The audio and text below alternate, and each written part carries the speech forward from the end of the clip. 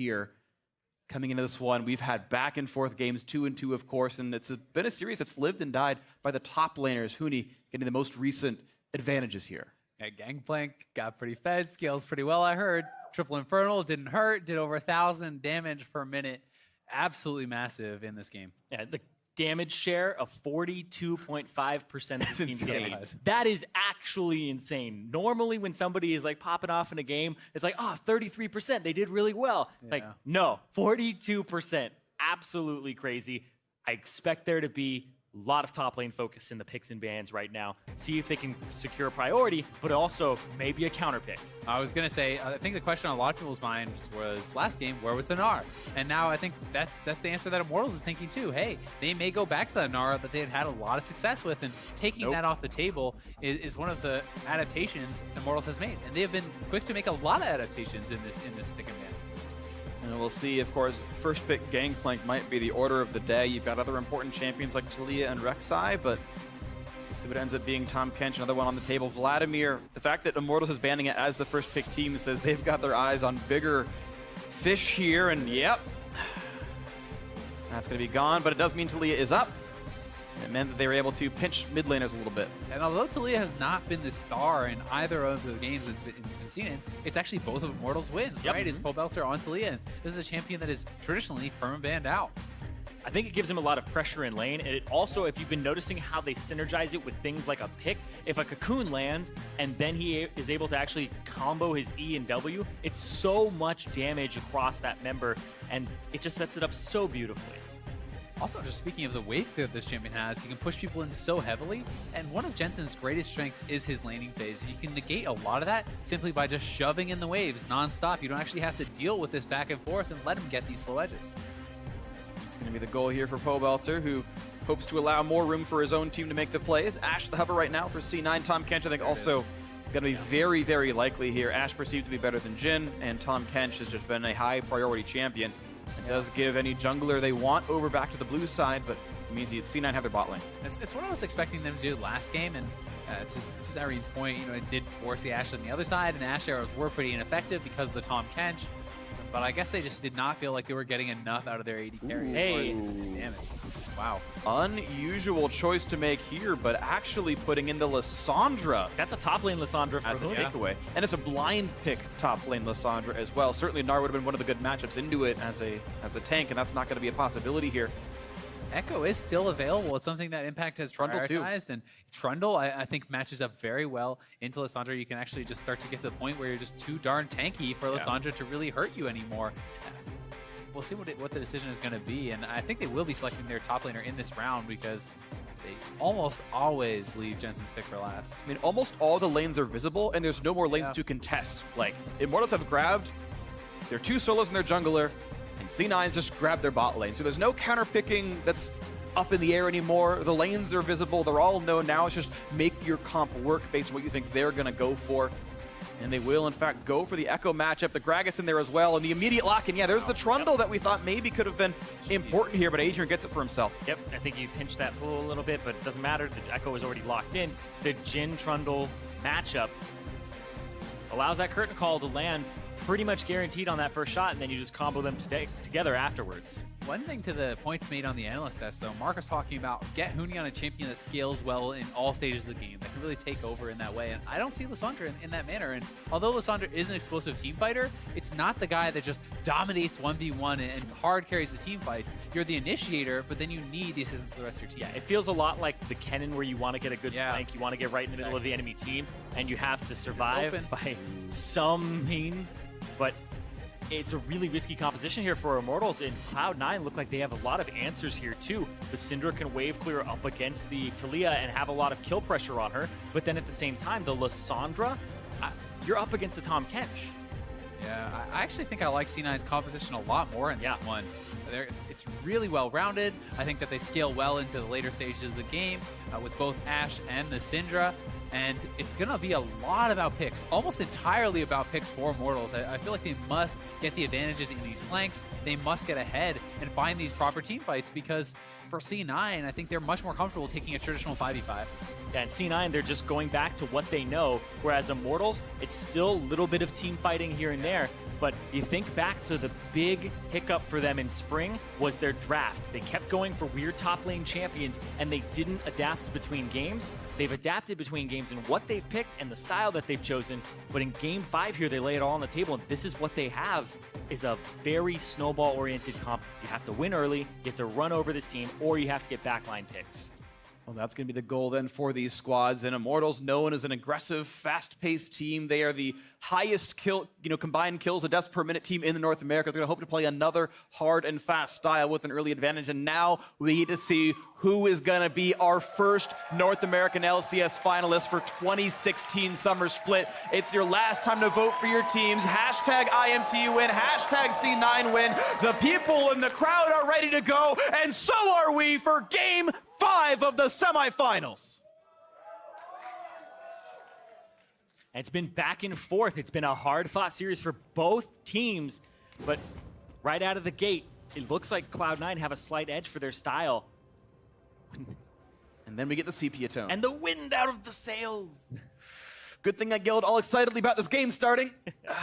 Now we get to wait a little bit. It was a hard act to follow. That's why I just like Yeah. a little bit Let silence. it breathe. Let us all balance back out. And would you believe it? Audio issue is the story right now for Adrian. If this were last week in Europe, see you guys Tuesday.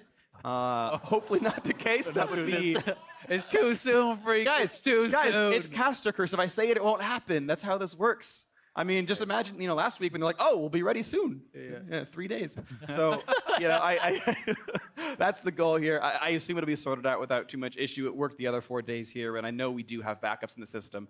A chance they're very high. We'll get the game back underway pretty soon, but very likely not going to be an issue. But yeah, I do think that although it's been the story of the series, top lane, right? Yes. This is once again going to be so much focus on the top lane.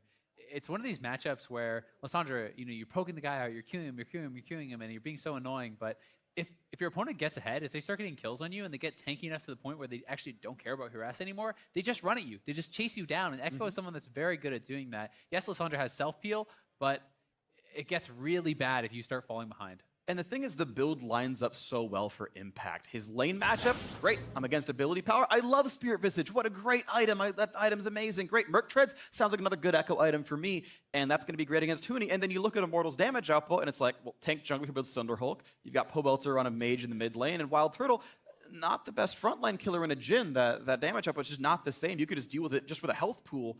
Impact's item build, I think, will be very easy for him. I think we expect to see a very obvious locket come out of Meteos or Smoothie very early on in this game, and it will be easy to withstand, I think, a lot of this mage damage from Immortals. Yeah, from a very just kind of textbook, standard look at these compositions type of approach, Cloud9 have a superior composition by almost all metrics, right? It's if Immortals have a lot of pressure from Reignover and they're able to pick up early kills in Snowball, and they have ways to just make it a nightmare for Sneaky and Jensen to actually do anything in this game, especially since Jensen does not have cleanse. Yeah, and it's also about roaming. It's about playmaking, right? Lysandra get level 6, early TP bot. Pobelter joins in as well. He hits level 6. Weaver's Wall, join down there. You can easily have a 5v2 in those sort of situations. You can set that up, and that's how they can look to get those fights. It's a composition. They're not going into this saying, "Oh yeah, okay guys, let's play it nice and safe, and we'll go to 5v5 and we'll fight them real fair." Immortals never plays that way. Exactly. They're looking to get odd man fights, and they have the composition to get it. So our ETA right now, by the way, is 2 minutes, is what I'm told. Wild Turtle has left the game. He'll be rejoining soon, and we should be good to go. As he gets himself set up, and they'll type R in all chat, and he'll be ready to go.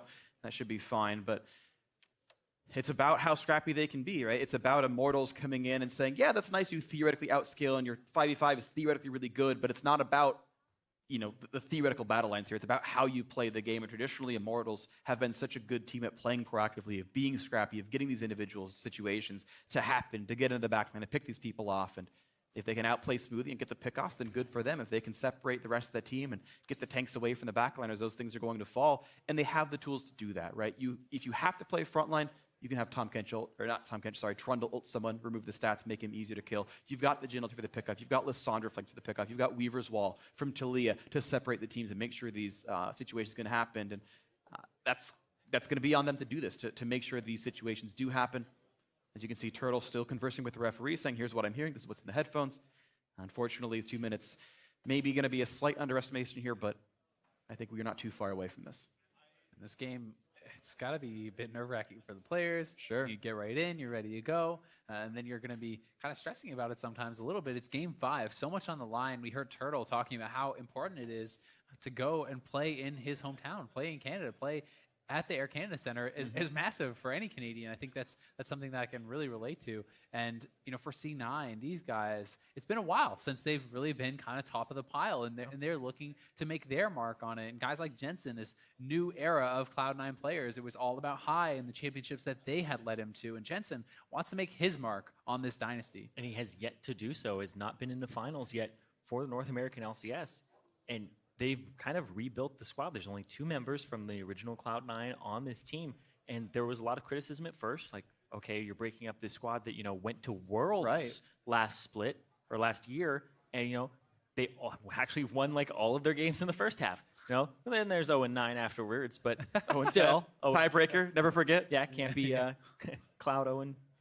Gotta go 10. Yep. That was the great joke that I remember Crepo brought out. He's like, you know, and North America's 0-8 so far, but will we see 9? And yep, they delivered and then went one beyond. We saw 10. We saw 10 losses from North America in the last week. And this is also kind of the story as well. If we look farther forward, you know, can Cloud9 make yet another trip to the World Championship? They went in 2013, they went in 2014, they went in 2015. They're hoping to go in 2016. And even if they lose here, they've got the chance, though it's of course very hard.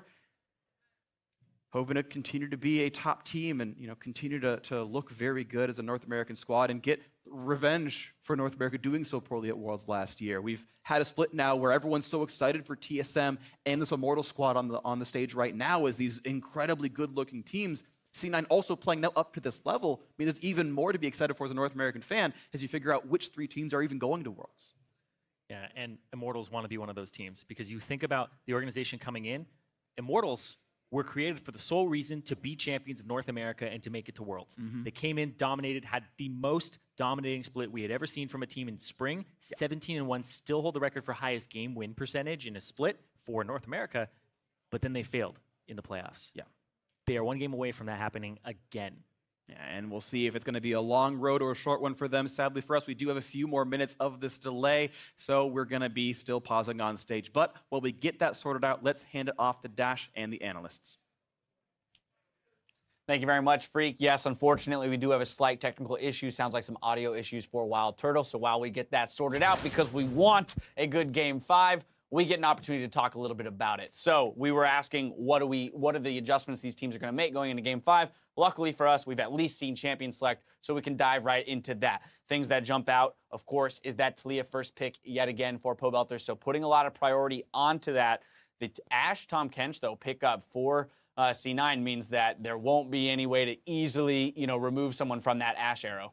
Yeah, I think in general, I just like C9's draft as a whole. I think it's very good because the big thing is Syndra. I was talking with Golden Glue actually about Syndra a little bit when he was, you know, backstage before this all started, and I thought it was a really strong pick. And I was like asking why we didn't see it more. And his thing was that there's a lot of global threats like a GP ult, an Ashe arrow, all these things that scare in a mobile mid like Syndra throughout the whole game. Right. You don't want to have to take cleanse and all this stuff, but when you have the Ashe on your side and the Tahm Kench on your side who can pull you out of these kind of situations, it's just opens up the pick a whole lot. And we've seen what Jensen can do with the pick. And what I'm looking here for Immortals' side is the fact that while their composition is probably weaker in a 5v5 death ball scenario, which is what Cloud9 wants it to get to, in the laning phase, they are significantly stronger because they have so much room to make plays. You have Lissandra who can just shove the lane early and roam towards mid lane. You put pressure on that immobile Lissandra. And then with a comp like this into the early show of Ashe Tahm Kench, it's so easy to just put all your effort into the bot lane. You go with a little wall behind them and immediately you have Lissandra TP and you have such an opportunity to just shut down an immobile bot lane. So while Tahm Kench may be able to save Ashe, you really can't escape a 5-man to the bot lane, which is I think what they're trying to go for, just avoiding the pressure from Huni and just making sure that they can impact mid and bottom and win that way. I do think the thing that is a little weird is the actual like order of the draft. We were talking about going Lissandra on that second rotation as Immortals when you haven't seen the other team's top. You can maybe hold it. It is a little weird, but we were saying that maybe they don't want to give C9 the Lissandra again, given that they played it into the Taliyah. Right, it's strange. I mean, the only justification I can come up is exactly that. Right. They wanted to take it away from Jensen before he had the opportunity to pick it into Taliyah as he had in the prior game. That being said, the Lissandra pick didn't necessarily end up being all that successful. I mean, he did have some good plays on it, but it wasn't like, oh my goodness, Talia hard counter in Lissandra. So it still feels a little odd that they would want to take it away from him that much that they're willing to take it blind in the top lane. Right. Well, I mean, yeah, exactly. Because it was like Talia was pushing Lissandra in the whole game. There were a couple of TP flanks or engages that went fine with the Lissandra, but it didn't seem to be a source of concern. And I think, opening the Lissandra up to that counter pick was maybe scary.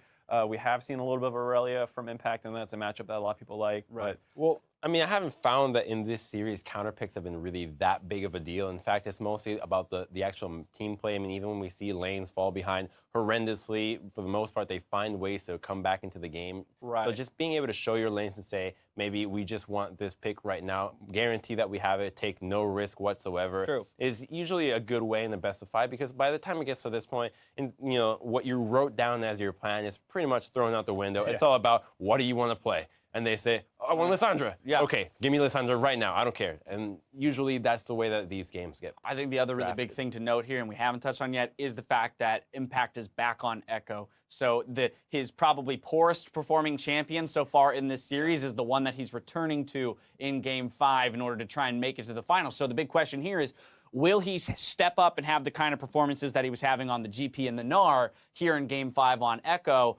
Or is Huni going to have, kind of a run over lane here, having a much more aggressive laning champion than GP this time around? I think what's actually going to be more impactful is the Talia. We didn't really see that many big Talia ults in the previous game out of Pobelter, but this is potentially one where they're going to go really hard onto this Echo. But Echo is a little slippery, so if Impact can continue absorbing this kind of pressure he's been doing all playoffs long, it could work out well for them. If I had to guess what Immortals is looking to do here, it would be nearly identical to their plan from Game 1, in which they just invaded Meteos nonstop. They kept such a strong hold on his pathing that they were able to pretty much predict wherever he was going at all times. And they slipped up one time, which Meteos capitalized on beautifully. But if they can keep that up, I mean, the compositions are relatively similar because you have Talia, Trundle, Jhin, and then you have a strong early game jungler, and the Rek'Sai and Lee's very similar. And then you have a matchup top that can just push and invade early on very well, strong level 6. So as long as they keep doing that plan and they don't give Meteos that window to slip in and get a gank going off, I think that they'll be able to get that early game advantage, transition into objectives, and hopefully close out a game with an early game composition that will get outscaled. That's a very good point. I have a hard time imagining a situation where Jensen ever has priority in the mid lane in a Syndra versus Talia matchup. So that means that Pobelter is going to very easily assist Reignover anytime he wants to walk into Meteos' jungle. I mean, I'm not 100% certain on that matchup, but I will say generally if Syndra ever gets ahead, it's kind of devastating in that sense. So I feel like if Meteos can make an early play around the mid lane, you can really sidetrack the plan that Immortals is going for, because once the Syndra, like let's say you pick up a kill, you push in a wave and you come back and you're ahead of the Talia like that, you get the 6 early, I think you can really kind of control this whole game around the mid lane. I just don't see him being able to get in that early. If Pobelter does the exact same thing where he just pushes the first wave, goes to Raptors, sees where Gragas is at, then Reignover goes invade, sees where he's at, and they can keep an eye on him, as long as they can keep that vision and roaming. The only window that was realistic for Meteos in the first game was that 7-minute gank. If they're not, he went over the wall. Yeah, he went over a wall, which was he was playing Rexus, so it's a little bit harder or easier to pull that off as opposed to the Gragas that you have to usually wait for that slam cooldown. So I think that if they can do that properly, they should be fine. Because while the matchup we're not too certain how it would go, that's obviously other like Golden Glue and Alex's forte, if you will, then I think this will be better. Now, before we push ahead and continue talking, just a quick update. We are swapping computers for Wild Turtle, so it'll be a few more minutes doing an entire PC swap for them to make sure that everything runs smoothly. So we have a few more minutes to discuss. We've talked about the laning prowess here of Immortals with the composition that they've built, and coupled with their style and the way they've played most of these early games, being very much on the offensive. For Cloud9, it's another case of, can we weather the storm, right? Can we get Ashe to a 3, 4, 5 items position? Can we get Echo to a place where he can safely split push against the likes of a Lissandra in that 2, 3, 4 item kind of position? I think it's a bit of a stretch for C9. I know I initially said that I favored them.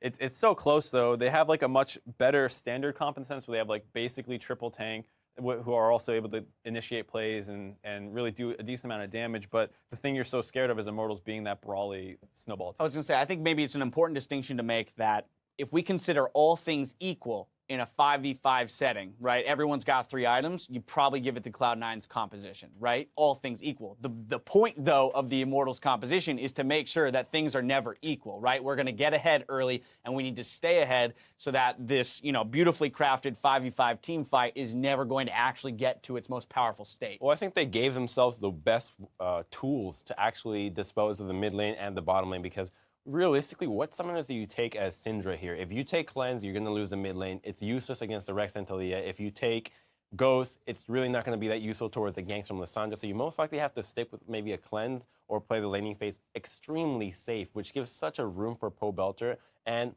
in the matchup of Huni, I expect him to take a similar approach to how he played the Kennen lane, which even though he lost, he could take that advantage and use that to roam. And as long as Lissandra's constantly roaming mid lane, it puts so much pressure onto Jensen that he can't really push at all, and it makes the roam towards bot lane just so much more efficient. If they do manage to get out of laning phase, though, we need to keep an eye on our Smoothie, because having that Tom Kenster to save them from all this threat and this dive and the pickoffs from Jhin, Lissandra, Taliyah. It's a game where you QSS Tom Kench. I think it is. It may be. Maybe, yeah, absolutely. I could see that. In terms of summoner spell choice for the Syndra, he went with the Ghost. So Flash Ghost is the pickup there, looking for just more mobility, maybe prepping and planning for all of the visits that will be made to the mid lane, knowing that, okay, at least I got to have 2 defensive summoners to be ready for all of that.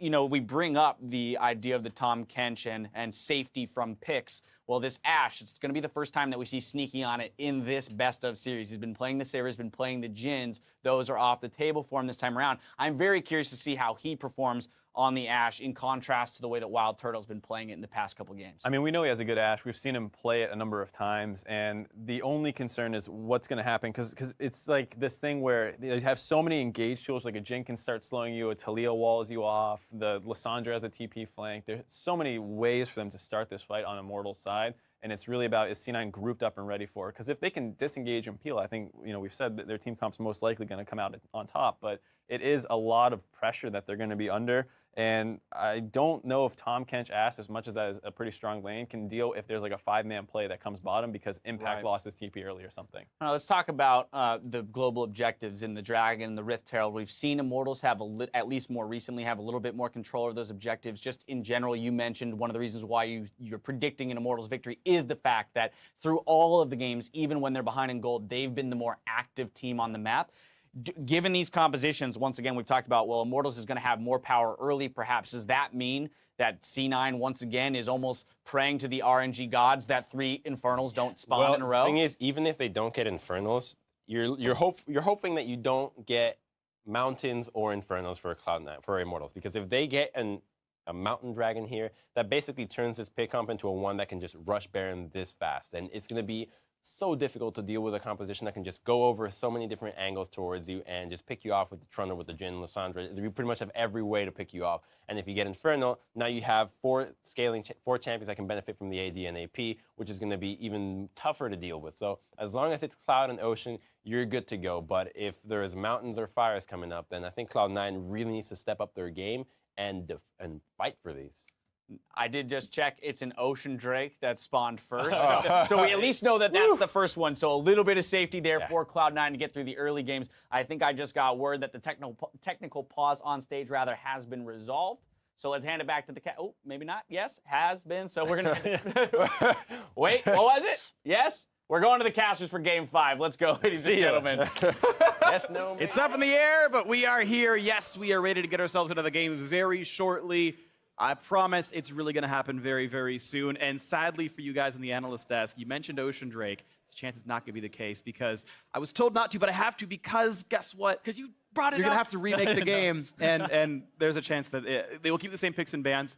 It will be the same champions. They did not see each other on the Rift. There was no interaction, so the official rule for this is game of record. Nothing happened, so it's the same game. No new champ select. The same champs, same summoners, same runes and masteries. All that fun stuff is going to be identical to before. However, might not be an Ocean Drake. Yep, have to roll the dice again for which it might spawns first. We'll see. 25% chance that I could have not said it at all. But now I'm on record, so unfortunately this has just happened now. I would actually take the odds, 75% chance that you're right, though. Yes, I would too. Much That's better. how odds work. So, okay. Honestly, though, that's going to be remade very, very soon. We're waiting in the lobby for that to start. So that's just going to be basically a quick countdown, the lock and everything. The 1 minute, swap time goes through, and then we get ourselves in. But yeah, hearing that the issues are fixed, we'll be getting ourselves into the game very shortly. And after hearing the analysts talk about that match and this game coming up, any further thoughts? I think a lot of it really does just come down to, we talked about it a bit, they talked about it on the desk, but how safe can Sneaky and Smoothie play without just forfeiting lane, right? You can't just give up a massive disadvantage for free, but you have to be able to play very safe. You have to be able to expect 4 or 5 man dives in the bot lane. This is what the composition is kind of crafted to do. And yes, Immortals can go for different things, but I think that's the clear target, and they must play safely and play around that. Yeah, and even though they have a Tahm Kench to get Sneaky out of there, okay, go with the wall. Exactly. The Trundle Pillar actually works incredibly well, and then when 6 comes out, you can actually shred through the Tahm Kench rather easily. And so if you're able to take him out, then you can kind of snowball that off and get the next person down the line. All right, well, going through on this one as the players get themselves ready to load into the game, we're quickly approaching that situation as the final locks come through and the 60-second countdown comes in. So we'll be back on the Rift in just about 2 minutes here. And yeah, it's a matter of, to boil it down farther and farther and farther, sniping the bottom lane, withstanding that, and getting to items for C9. Yeah, and you heard Crumbs talking about how Syndra would really want like a cleanse and then would have to give up pressure, but he's actually gone with the Ghost. You can't change your summoner spells at this point since he had gone with the Flash Ghost previously.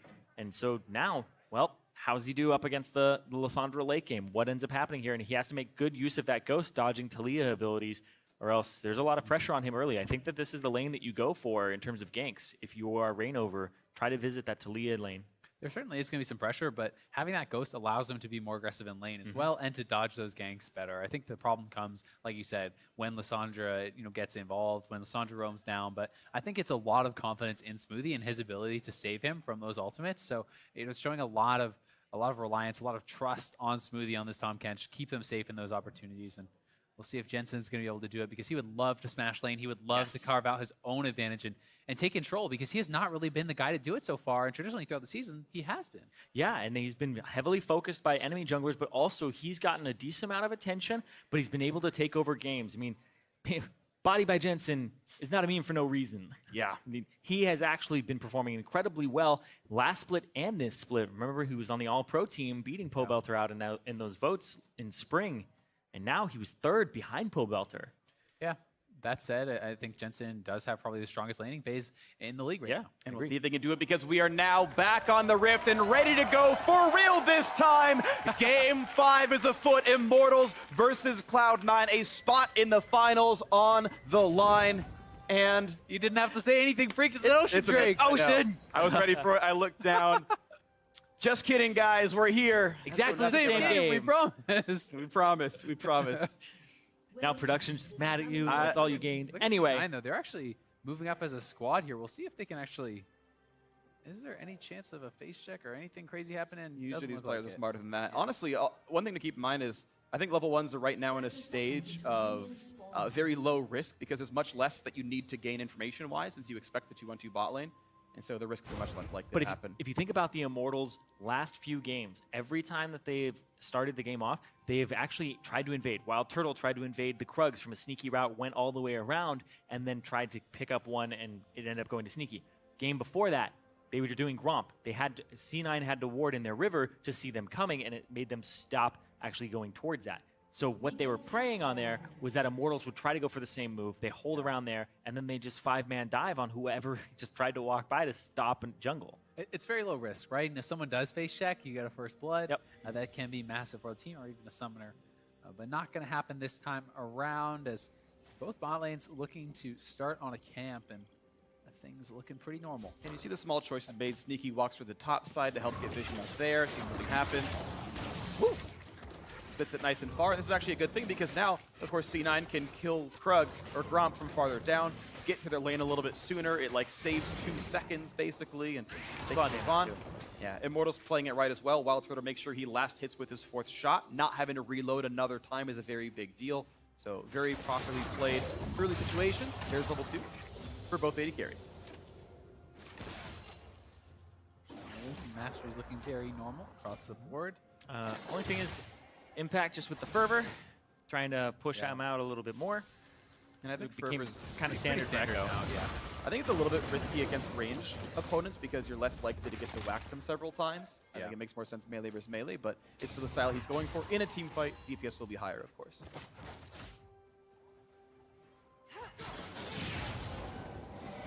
Really Nice chunk down there, yeah. Really aggressive here early on is impacted. A callback to last game actually, where he was doing very much the same thing. He was extremely aggressive, very confident, charging forward onto Huni on that gangplank and trying to really kind of get advantages. Speaking of advantages, Jensen doing good things against Pobelter in the mid lane. The Immortals mid lane are already out of his potions. He's chugged the last biscuit. Well, if Jensen does it a few more times, he's got to take an early recall. And keep in mind, neither of these guys have teleport, so getting back to lane is sometimes a slow process. Pobelter bringing Exhaust to try to survive the Jensen matchup because he knows that ulti's going to be painful. Nice, lands all three abilities. You can see just how good Jensen is. I love what he does. The W goes on the left side, the Q on the right side, and the E makes sure one's going to hit for sure. 100% chance of Meteos has getting no it there. smite. Oh, does get it. Auto body slam does it. Getting in, yeah. Pobelter has no more. Sorry about that. Say no more potions left, so he's going to be sitting down at that half HP mark.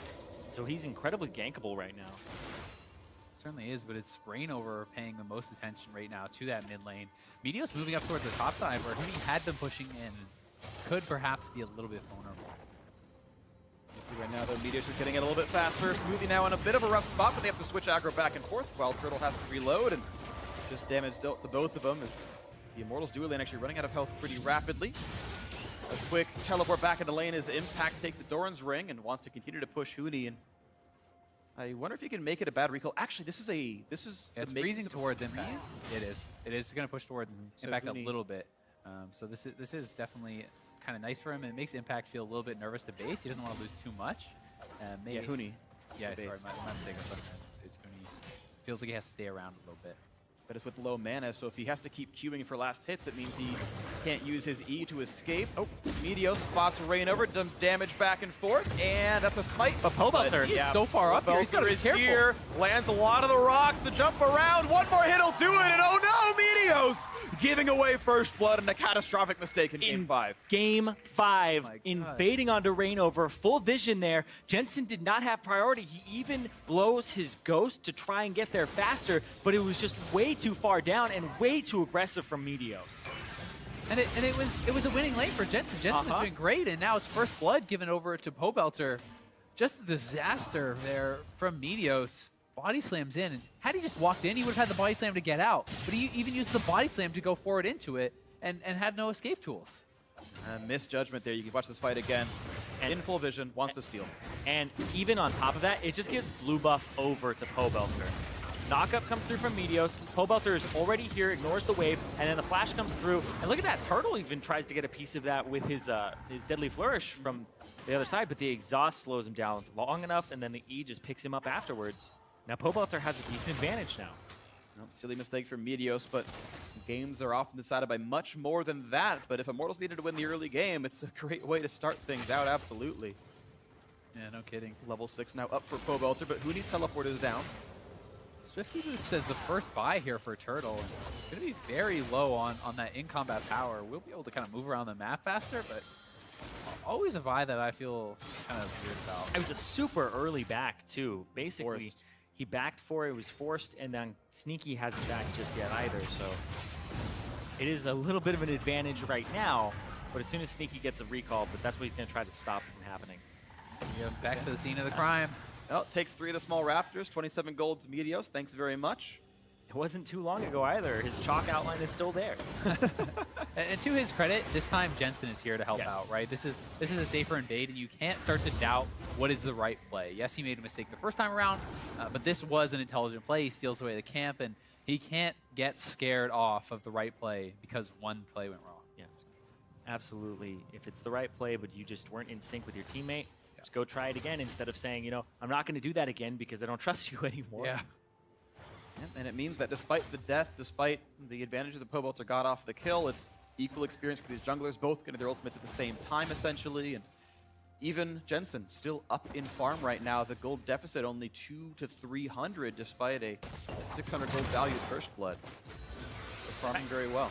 I'm actually quite surprised that Meteos didn't try to play to the top side of the jungle, because he knows that Reignover didn't take his blue, and that Pobelter had gotten that blue. But hold on, Reignover's going to try to invade up here, and Jensen has inside track, but so does Impact, to my knowledge. But no, actually, Jensen doesn't. He got shoved in right then. He's coming first now. Ooh, neither of them have Smite either, but Meteos obviously doesn't know that. It looks like he's just willing to give it up, and now they are going to try to make this roam. See what they can get done. Now they have Jensen, and there's a ward keep behind, so Jensen can just abduct it with W, and at the very worst, make it reset. To the lane! Going to. Whee! Oh, the damage? Nice. Well done. Plays the patience mechanics properly. Nicely played right there. That's cute. Very, very well played. Oh, this is actually a little bit awkward for Impact here. He's pretty far up. He's going to get ulted.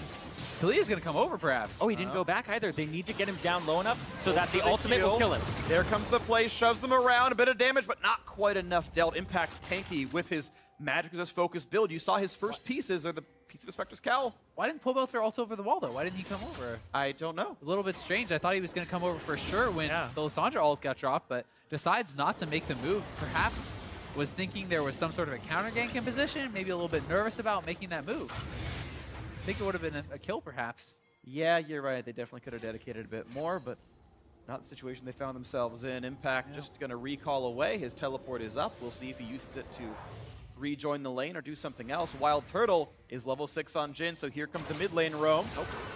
Jensen, 1 hit, 2 hit, 3 is a flash, and 4 is a dodge. That is worth it. Getting both summoner spells out of the Syndra. Like, now he has to watch out for those W's and the flash knockup from Reignover. Yeah, exactly. Notice how Immortals thought they could get the summoner, so they don't commit any of their own. They can come right back to this with a flash on Burrow from Reignover, and if he lands that, the seismic shove on Talia. Here's the answer. Play. Ooh. Very close. Walk backwards just in time. And I don't believe that. Yeah, there was a ward in the river that they saw the arrow come down, so he's like, I gotta run backwards. Convenient time to go towards blue buff. I meant it all along. Yeah, figures out the trajectory pretty quickly. It is a little bit risky to kind of do those side arrows. That's why, generally speaking, they look for those arrows after a recall. Shoot it straight down the lane, much higher chance of landing those. Speaking of landing, though, that's going to be a root and a sneaky. When he walks forward to, I guess, project some threat, lands a tongue lash. Sneaky forced to chug a potion to stay alive. You can see him going towards the Essence Reaver, and Wild Turtle once again building the cooldown focus build of what's going to be Essence Reaver first on Jhin as well. So, again, the rapid ult style. Yeah, look at all these wards around River and around Race. They know that there's the possibility of Pobelter just surfing down the bot lane, and they're heavily respecting that with all this vision. Well, you talk about what the analyst desk was talking about, where Immortals want to 5-man that bot side. Cloud9 have got that kind of covered right now. Once again, another reason that they're actually going to pink that bush, so there can't be a ward behind them. They're trying to cover all their bases. 3 pinks on this side of the map. Heavy vision around here as well. They know what Immortals wants to go for, and they're trying to play to that, which is, I think, very, very intelligent stuff here. And you know, Jensen with his summoners down, that's another point of weakness right now for Cloud9, and he must play around it as well. Reignover, a level up and a better duelist, gets to take ward control. 2 pinks killed by him. None answered yet by C9 as Meteos kind of hides away and takes jungle camps out. So a vision deficit here. Impact once again looking for the duel, but can't get the third auto attack in. And at this stage, Huni is able to kind of zone him out and take advantageous trades. That third auto is actually really important for Impact. Yeah, Huni's doing a really good job of getting the perfect frame on his W, so he actually roots Impact after the E, and he doesn't allow him to get a third. You can see what those trades look like when Impact does get the hit off. Yeah, I was actually wondering if he was going to ult back for it there Yeah. as the ghosted trail onto Huni, but decides not to make the commitment. And probably the right choice, as he hasn't really built up any damage. You know, he's just sitting on heart treads. And you can see how vigilant they are there to take out all the wards from Cloud9's side. The sweeper comes down in a side bush and immediately onto Huni. Ults back in because he can do that much more frequently now. Huni chases it in, dodges away from the shield. Impact gets it. Here comes Reignover and Pobelter. They're And trying to kill him. Like the ulti's down. They go right away from this one. There's the target. There's the focus. That's going to be the kill picked up. And Huni going to walk away with his life. 2-0 Immortals. And that's the punish right there immediately from Immortals. He ults back to lane to save the TP. They execute the dive. And Jensen was backing at that time. He goes back. Pobelter uses that window to get a good roam off, and he's not even going to back just yet either. He's going to go clear out the mid wave again, and he picks up that kill. So he's kind of rolling in cash right now. He's got a ton. The pieces of Morel and Omicron basically waiting to be combined here with all the money he's earned. plays the wave clear game back and forth. Jensen doing it first, and this time around, Pobelter will have a reasonably good timing. Even gets the last one, and yeah, there's the recall to cash in. Interesting to see Pobelter with the blue trinket pretty early on here. He's actually using that to kind of check vision deep into the enemy jungle. And not something you see that often on a Syndra or really any mid-laners. Yeah, Jensen and Cloud9 in general are just being really vigilant about their warding and trying to keep tabs on Rainover at the least, but at the most stop these teleport plays from coming through. But we saw there that the focus was top. Exactly. I mean, they have, to their credit, their bot lane has not died. You know, their bot lane is up in CS. They're playing safe, right? But Immortals has found plays elsewhere. You know, great play top lane, and then a mistake from Meteos has been the advantage right now for Immortals. But the game is still close, and we have given the edge as far as standard team fight type games to Cloud9. And the question then becomes, have they kept it close enough? Is it a big enough advantage for Immortals to really succeed with their comp? Looking for a play now onto Adrian. One more auto attack, but the barrel, not the barrel, sorry, I keep saying that, but I mean the pillar, the traffic cone into the flash gets him away. Once again, the trade of damage. Impact this time around does get the second half of Time Winder and the second auto attack. Ult's back in for damage. A fair bit onto Huni. Ooh, it's a flash forced away. I think he needed to do that. Here comes Rainover, though. Huni doesn't have ultimate just yet. Impact does have flash, gets the stun on the shield, and just walks away cleanly. Nicely played on the escape. And this should mean Cloud9 can go for the dragon, as you know they have seen the jungler top lane. He used to use his ult. Huni is chunked out. They decide not to make the move, but they're threatening it's going to be a little instead. bit of a counter jungle here. Red buff and the chance at a turret, honestly. Even Jensen's down here to really say, don't you dare fight for this minion wave. And the question is, can they really knock the rest of this turret down? Huni does have his TP available. They have to be cognizant of that. Too. And yeah, Huni has his ultimate to go along with that teleport. And looks like Immortals is all coming. They're going to make the TP play. Call. A nice pillar, damage on a smoothie, but he's honestly one of the best targets C9 could hope for. Bray healths it up, and now the smite. Bit of damage. Another root comes through, but he's alive, and now they land a stun on a Rainover. But they've got to respect the fact that the rock bed was down and Pobelter could force him away. And it's also that Rainover has those Merc Tread. No TP used there from either top laner. And Pobelter actually had a few seconds left on his Weaver's wall as he was approaching, so he couldn't cut them off right at the beginning. Yeah, decide not to go for that full committal, as you know, had Huni come down and not been able to get anything from it, they don't want him falling behind Impact. And Impact now with that cowl building very defensively, not electing to go for the early Trinity Force, just trying to pick up the Spirit Visage as Freak assumed he would. Yeah, and it's going to make it very difficult to kill him a second time, but there's of course always going to be that chance. Impact just clearing waves away. Here comes the wall. Oh, but here's the cutoff. He dropped it off. Well, yeah, Pobelter didn't want to be alone under the turret like that. Wild Turtle getting a bit of damage, running out of HP a little bit. The flash by Smoothie, exhausted a sneaky means not too much. And it's really not that much gained all said and done. The damage just wasn't there for Immortals. Not much gained at all, nothing really. Honestly, the edge goes to C9 as they're pushing in mid lane, and no flash on Huni. Huni could be in trouble here. Impact, ooh, a good route to get him away. Huni gonna survive this encounter so far. Cooldowns are almost back up though for Impact. He down, jumps away. Impact jumps for that. Huni gonna self-ult. And a trade of spells, no surprise here. Huni had to stay alive, but it's running low as time goes on. Had that parallel convergence landed, he would have had the kill. It was a matter of inches, but Pobelter does lose his blue, and they get priority on mid. So a little bit of damage done there for the Chrome bot.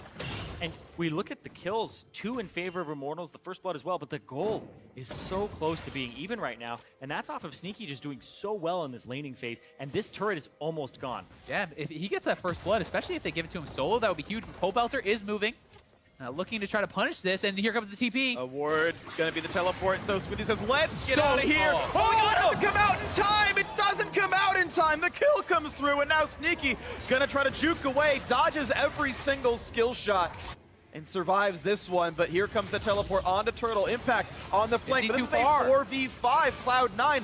What exactly are you fighting for? Impact teleports just to run away.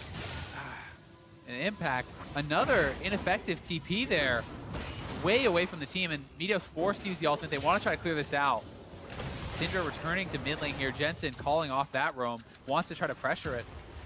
It was a nice thought from Smoothie. Had that ult got off, it would have been so good, but they're just a little bit too slow on it. Yeah, it looked like it was going to, honestly. Yeah. And the fact that Impact and Huni had been brawling so much in the top lane beforehand actually saved Sneaky, because there was no ultimate for Huni. He had used the tomb previously to save himself. And this right here, it's literally, you're talking about game of inches, game of milliseconds here. He's gone, he's in the ground, and boop, right back up. Yeah, pops right back up, and You almost wonder, should Smoothie have just ditched Sneaky and Sneaky takes the local gold on that first blood turret? You know, is that really worth it? Because if they're keeping in already and you die using no summoners as Sneaky, you get that turret and Smoothie gets out, that may have been a better option. Really tight timing, though. It's hard to really say the best it's hard option. to make the call, right? It's these game of inches, and that's what's so interesting about League of Legends is these little tiny calls, differences in how people play. Yeah, and right now, you can see Meteos coming towards the bottom side. They want that first turret gold, but Huni is now roaming down, trying to flank Jensen, but Jensen is roaming as well. Everybody is coming down to the But bottom Impact can't join. I guess Huni walking back up. Yeah, window was can't closed. either. It's a 4v4 at most, really. Both top laners will mirror themselves. A matchup that Impact has been slightly winning, even despite the fact that he got ganked. He's looking pretty good on this. And then you're going to clear this away. And the funny thing as well is look at the gold. It's only a 600 difference, despite the fact that there are 3 kills for Immortals. The farm just ever so slightly helping to keep C9 close in this one. But Immortals are the team with the lead so far in this fifth and final game. Look at all this pressure around the bot side, and to Zarid's point, Immortals is trying to stop them from getting this first blood turret because they know that C9 really wants it. It's a couple more hits. If they can get one wave to the turret, they can go for it. And both teams will have to play back and forth to this. Sneaky does have his arrow available as well, so next fight could be pretty explosive. Oh, Pobelter. Damage. Pobelter going to survive it, though. And now the Tom Kenchel didn't bring in reinforcements. It's him and Meteos. They're on top of Pobelter. One more hit will do it. And yes, the shutdown comes through. Explosive cast to seal the deal. Finally, Cloud9 finding an aggressive play of their own. And it's a shutdown, too. Pobelter has all of the kills for Immortals. It's who they needed to pick up there. And Jensen, if he can hit some breakpoints and keep doing that, it opens up the game. And Immortals is going to defend mid, but Sneaky's alone in the bot lane. He can go for that first turret. That's very, very big for them. And he should have time to get there. But Jin's opening up. Exactly, and here comes the Sonder from the left side. If they don't make it out of this, Pillar, it's going to be a flash for Jensen. Here comes the dive in, low health, and that's going to be Syndra going down. Rainover gets the kill credit into this one. It'll be a trade, though, and Cloud9 actually going to take that first turret. 650 golds to specifically their AD carry as Impact splits the top. And Impact is working on top lane, so it's Immortals getting the kills, but it's C9 focusing on the objectives and really starting to open up a little bit of a gold lead here. yeah, and you can see just because Immortals were up before, now they have to get this turret to try and equalize, and Meteos is going to help the wave clear. There we go, takes it out. 1,000 gold difference now. 1,200, roughly the exact amount that a first turret is worth right there. Everything else playing equal. We'll see if the teams can trade back and forth for more objectives. Immortals feel powerful on the bot side of the map, and in fact, that's going to pay off for them. An early-ish Ocean Drake, 20 minutes in. And Infernal is the next one there, which they're saying on the desk, you know, you had to hope that they don't spawn triple Infernal or even any Infernal for Immortals, but if they're able to get their hands on them. May go for the dive, no flash on Huni here. I think you do. I think you're a little bit tanky at this point. Ooh, he's got no vision, though. If you look Yeah. at that, there is no sight at all on the left side of the map, but mid lane also going down. C9 able to keep lane pressure up against Immortals. It's the Rylai is now done here for Jensen, giving them a bit of additional chase down. As you start to land those spells, you can pop the Ghost and really kind of stick onto your opponents. It's very annoying to deal with in combination with the slows from Tom Kench, the Q from Echo, the barrels from Gragas. All these guys can slow you. Makes it frustrating to engage and frustrating to disengage. Yeah, it's really hard to get away from them, and I think that all of these slows, you're just looking at, oh man, they're going to be able to chase you down. How do we engage? Well, it has to be that one hit. Huni has to get in there, and he has to be able to get a really good ultimate off. There's some other ways as well with Weaver's Wall and such, but it's really on this Lysandra to get those good flanks, get a key member locked up. And right now, speaking of who they might want to lock up, Impact starting to get some damage for himself. Stop Spectre's Cow, so that's enough tankiness for me. That plus the Merc Treads is cool. Triforce going to come in before too long. He's only about 400 gold away from getting that item in his inventory. And that'll be a nice power spike for Impact, and I guess thankfully for C9, there's no objectives, neutral ones at least, to fight for a while. That'll give them time to get these items through. Hurricane now complete there for Sneaky, sitting on that 2-item power spike, and have a fair bit of CDR with this, and allows you to be much more liberal with those arrows along with the level 11. 63-second cooldown on Enchanted Crystal Arrow at level 11 here. Impact going to defend himself under the turret, but careful because They're roaming down. Here comes C9. They're roaming down. TK ult is available. Huni has his teleport, and he's trying to get some work done on the top side. So if they actually just pull away and Immortals don't lose anybody on this bottom side of the map, then that's actually Huni getting a lot of work done on the top. And the nice thing with Ocean Drake being here is Immortals can take small scraps and lose a bit of health, use their mana liberally because it's going to come back very quickly. And so doing this more skirmishy style, if they can find smaller engagements, actually does play out to Immortals' favor. Game, once again, going to be a turret right back to dead even pretty much here. A couple hundred gold separating these two teams, and Impact holds onto his TP. I think that's the right choice. Oh! You get extra movement speed when you're on your worked ground as well. Yep. Sneaky again, going for those kind of horizontal arrows instead of just shooting it right down mid lane, which is much more what I'm used to seeing. And I think he's trying to kind of be a little bit more slippery about it, do it from an angle his opponent doesn't suspect, but it makes it so much easier to dodge. And if he does get one, though, like, Pobelter's pretty much dead at that point. If you can stay out of exhaust range as Jensen and get your full combo from that distance. We'll see what happens. 600 gold separates these teams. As was able to answer the top lane outer turret. But Immortals really want bot lane to fall here. They're putting a lot of resources in. They're keeping Rain over here as a laner.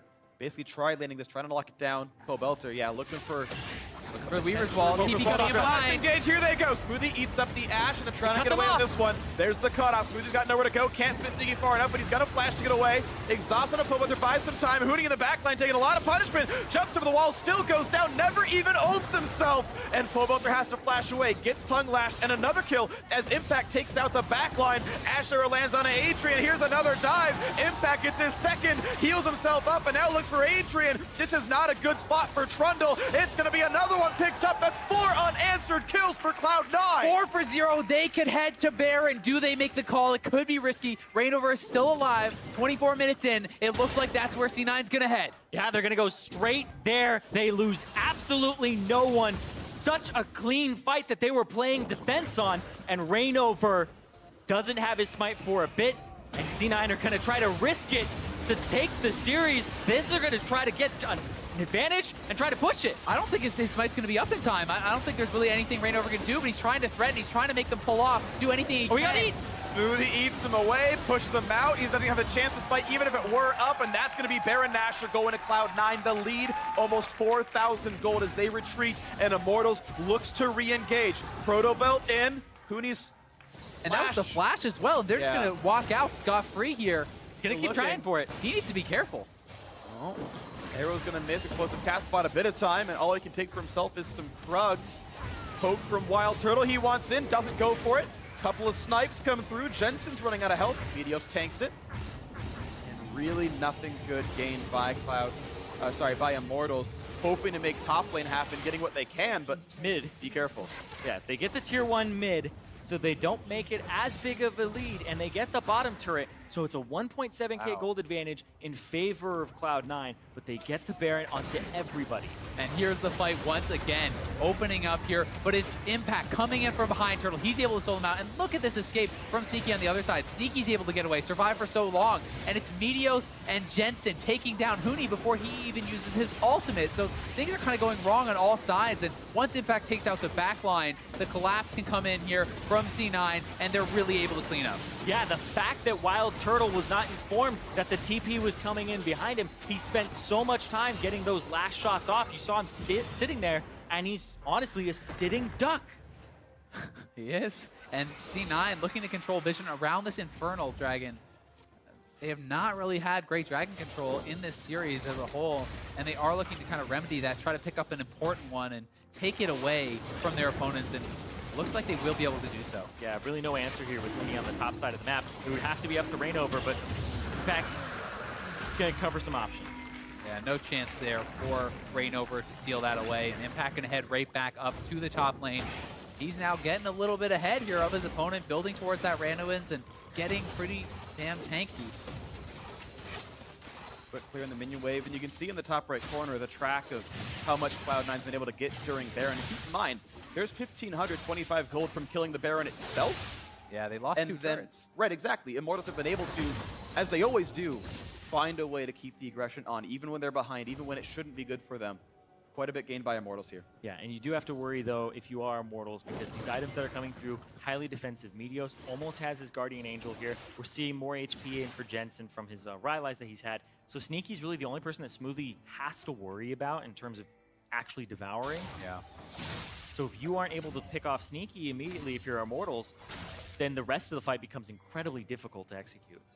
That said, Summoner Spell's extremely important for Cloud9. You know, the only way over that Weaver's Wall really for Sneaky is his flash, or perhaps Smoothie flashing him over. So, Smoothie can actually devour him and push him over the side of the wall. I didn't know if the range is high enough for yeah, that. I didn't know it was high. You pop him out. Yeah. Fair enough. Spit him out over, be like, Yep. I'll come for you later. Well, C9 pushing in. Oh, they land the arrow on Hootie. That's Chain CC. That's a dead Lissandra. Down immediately. Impact gonna tank it up just fine. Ults himself back. Another turret picked up, and it's 4,000 gold, putting C9 ahead, looking for their 5th North American LCS final. And to make history repeat itself and keep Immortals out of the finals when they looked so dominant during the regular season.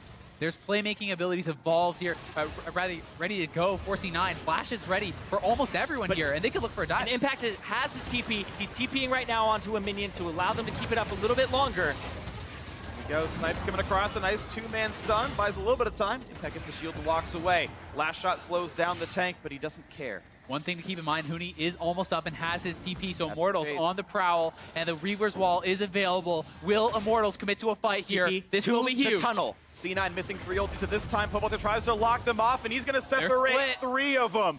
Here comes the battle. Huni home guarding in. Rainover tanks the damage. There's the flash there on Sneaky. A lot of damage dealt, but he gets eaten, and he's going to stay alive for now. Impact finds time in the side. Huni gets a lot of AoE down. Impact on Turtle. Wild Turtle trying to stay up, trying to kite away. He does fall, and the re-engage comes in. A double for Meteos. Rainover's going to drop to Impact. That's 3 already, and it's Immortals running out of teammates. The re-engage with Tom Kench looking for the ace as Adrian is the last one alive. Immortals only picked off 1. They lost this fight hard.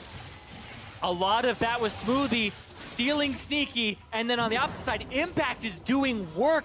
He's jumping onto Turtle, but then everybody is turning onto him. They section the fight into an advantageous numbers on the left side for them.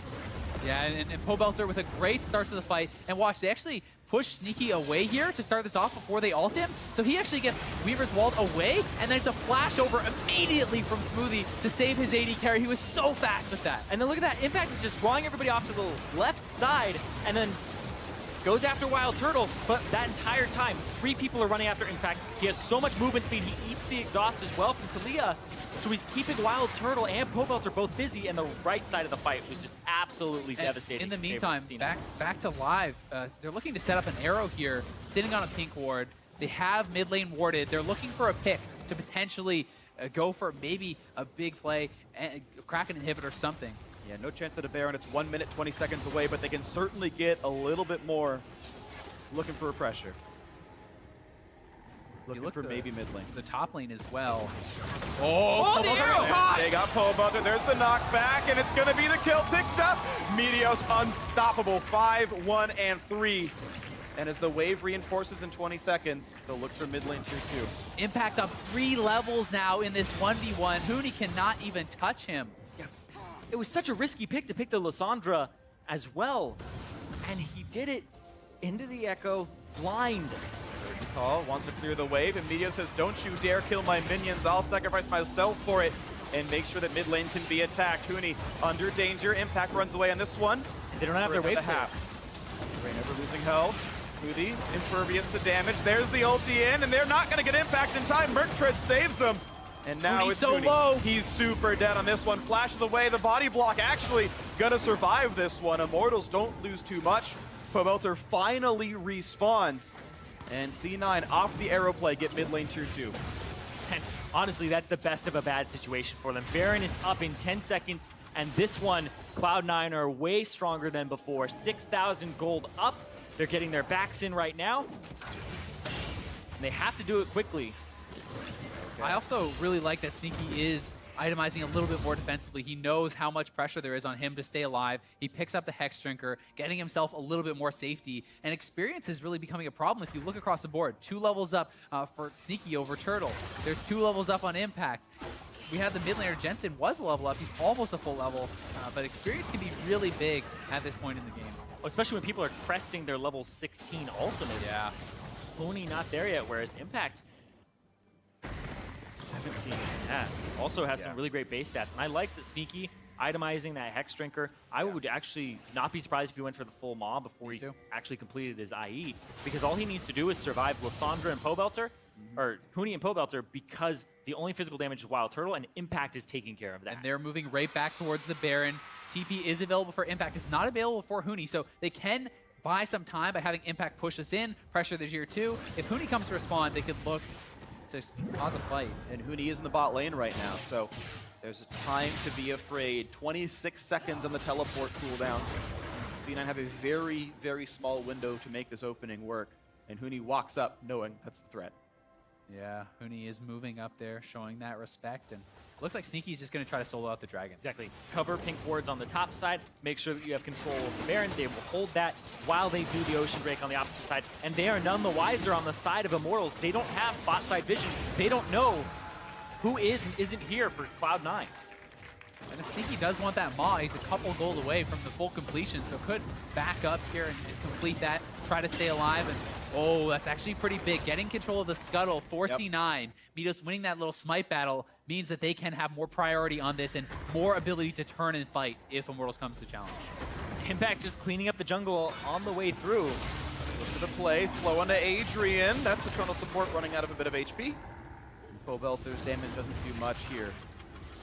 Chef misses, looking for more plays. Huni's teleport is up and he is split pushing, so it's now on C9 to make the aggressive play. They know the wards are gone. They're looking for the bait play. If they can get an arrow, they're going to start it. Okay, they've got plenty of tanks. They've got 3 big frontliners. Sneaky gonna zone Rainover out for now. Huni isn't not joining. There's too much risk on C9. I think they're too afraid of this play. The pressure of Game 5 certainly weighing on them, and they're going to recall to defend. Exactly, and now Immortals are going to push these waves out. That Tier 2 in the bottom side, a lot of damage coming in from Huni. Has it below half HP, and mid control goes over to Immortals as well. This turret might actually just die. No one's going to be back in time. And also keep in mind, the ones that are recalling from C9 are not teleport users for the most part, so they're just off the map for a while. Immortals gets to inherit some map control, and they've pulled this game back to a 4,000 deficit. It would require a comeback. It would require some big plays from Immortals. C9 are in the driver's seat, but this is not over by any means. Certainly not, and Vision is cleared out from Immortals there by the Baron Pit too. So C9 has to kind of start this multi-step process of clearing out the Vision and getting control and then pushing out the lanes and then going back to the Baron. You don't just get to start it up right away. You have to do all these other things first. Yeah, got to do your due diligence or else you risk it getting stolen or a team fight not starting on terms. And stunned up a little. That was a Jensen stun with the QE. And also Sneaky did decide to go for that IE, so he's going for the more aggressive option. It'll make sure he can punch through the front line really quickly. Rainover and Adrian will be short work under Sneaky's bow. Especially Adrian with no armor built up here. He is pretty tanky because you can steal some of those stats with your ultimate, but definitely they're going to be making short work of him on this Ashe that's getting very, very strong. And they are to the stage where team fighting reigns supreme generally, and C9 has the setup advantage. They just need to play it very carefully. You can't give up a bad fight, but they're moving right onto Baron. They're going to start it up. Will Impact TP in? Interrupted down. 7,000 health on Baron. There for Impact. No teleport. There it comes in. 4.5 seconds away. They'll be joining, but Huni's going to be right in the front line. He has to cancel, which means C9 knows they've got a 5v4 here. They've got time. Huni is running as fast as he can, but he's only so quick on this Lissandra. Arrow going to be back up for Sneaky here. Can they find the re-engage? Adrian and Rainover in the front line. Weaver's Wall and C9 make the right play to get out before they were picked off and isolated. Huni going to be here now. It's part of the team. He's ready to go with this one. Well, Huni's actually shoving up mid, so there's pressure and they have priority here that they might get a turret. But look at this backside. Sneaky's a little bit separated from the team. They need to be together as a squad here. Meteor spreading the engage. Huni. A bit scattered. Huni gonna self-ult to not die, but the Ashe Arrow, ooh, timed well enough to hit Adrian. Meteos isolated on the left-hand side, running away, rooted up. So far, so good for Immortals, running, but now it's turning bad. Jensen's on the dive, turns it back around, almost gets picked off. Meteos staying alive. Adrian low, Impact can't quite kill him. Heals a little bit up. C9 low on health, gets the stun on Pobelter. The trade damage comes in, but it's not enough. It's C9 picking up everybody. 3 kills already. Only 2 left alive, and none of them have smite. This could be a C9 Baron. And C9 turned immediately onto that Baron. Beautiful play there. They turn it around. They engage onto Huni, who was too far forward. Yeah, and then Sneaky untouched there. Jhin ulti coming out. They need to be careful about this. Do not give that away. They're okay. They get a safe recall as well. No one taking enough damage to die. And they get to reset the map. Immortals just could not get to Sneaky. Meteor spots so much time, delaying the backside, while Huni is getting picked on. And look at this, Huni very far up. He gets caught out, and they're going to jump right onto him, forcing out that self-ulti. He's in so much trouble right off the bat, and then the arrow just barely missed time. But Zonia is down, self-ult down. Look at Meteos, buying a lot of time on the other side. He's got while GA Sneaky too. is completely untouched. They cannot touch this Ashe, who's doing so much damage. Especially since you open up onto the Slandra, who is your tool to get to that 80 carry in the first place. It gives you that initial chance to blow him up. But then Meteos shows no fear, comes in, ultis Pobelter into the team, and that's what he needed to do. Put himself at risk to get rid of that damage dealer. It's also critical that Sneaky did not even have to blow a summoner in that fight. He's picked up his last Whisperer, going to be shedding through these tanks even faster. The pressure is building here for Immortals. C9 has the Baron buff, Impact in the bot lane, looking to push forward. Huni trying to creep in on the side, perhaps going for a flank. Cloud9 have all the tools they need to shut down Immortals in the semifinals yet again here. The 5th game, it came down to the final one. Either way, we're gonna have a team in the finals off of this game. It's 2-2 so far, the decider, but it is C9 who have almost decided it for themselves. 14-5 in kills. They've got everything they need to make this one end. Guardian Angels up on their 2 big tanks. Impact splitting the bot lane with a Baron buff, making it even easier. The reinforcements come to make sure this siege happens, and another turret is now picked up. 5 to scoreline here. Reignover barely escapes with his life, has to tunnel away on this Rek'Sai. Was the Ashe arrow used there as well? So. And the Gragas ult. And that's the good weak as well ulti. separating. Immortals need something big, but look how little damage they actually deal. It just doesn't matter. For 5 seconds, they're stuck and nothing actually happens. Huni splitting in the top lane, trying to get something back. He will knock down an inhibitor turret, and Impact will recall to defend that, but it is a TP deficit for C9. Huni can join, Impact cannot unless he ults literally right now. He has Of to course stop he him. won't. And C9 have to back off. The Elder Dragon is available, but it's actually Immortals that crack the base first here in this critical game 5. And they have priority. Immortals have priority. Impact's top lane, but teleport still down for 30 seconds or so. This could be a 5v4 if Immortals plays it right. Huni's running coming. to get to the back line, but they're not kind of going in for the engage, even though most of C9's ultis are down. And Huni just walks away with waves there. Yeah, arrow back up now. All of the ultimates for Cloud9 back online. And they've all regrouped. The inhibitor wasn't taken, so there's no pressure on that top side. And Impact is also about to have his teleport, so he starts walking back up. 1 second, and the teleport is there. So that play is an option, and Huni can maybe react to top lane as Impact shoving that one in. Impact gonna recall, we can home guard teleport back in. Elder Dragon. This is warded out. Immortals knows.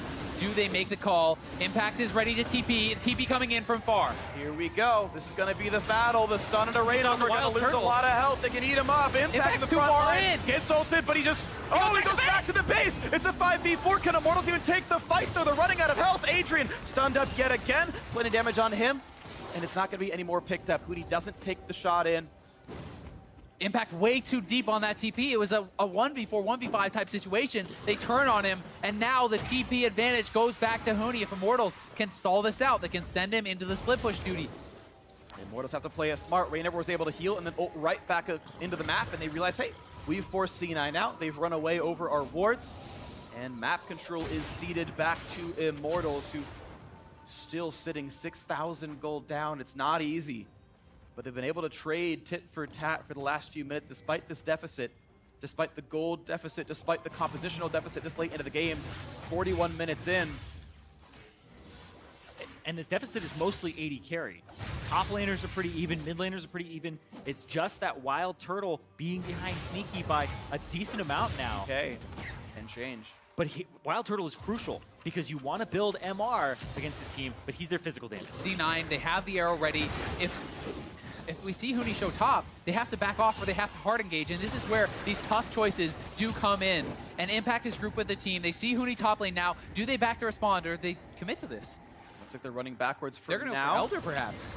They're going to go and make an objective trade for Chance. Oh boy, if Impact backs to actually answer this against Huni, and they figure it out. Looks like they have no knowledge that happened though. And look at this TP ward that's set up very nicely. Would be in there for a flank from Huni if they decide to go for this. They see C9 on the ward, and Huni may make this play. That ward is sitting above them.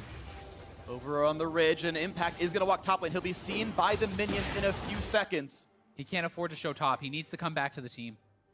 And you can see, yeah, he dodges around through the fog of war to not make it known. Arrow hit Adrian. Adrian's fine. The support Trundle is not the primary target. He's got shields, he's got an ultimate. He's not going to be killed off easily. Let's see what else can happen here in this one. Once again, C9 posturing for Baron, but guess what? Rift Scuttle was taken by Rainover, so it's in vision. They can't clear the way until it times out, and that takes over a minute. Huni even gets this one over Baron, and sadly for them, it's not really going to time properly with Baron respawning, but at least lets them know if they're setting up wards for it.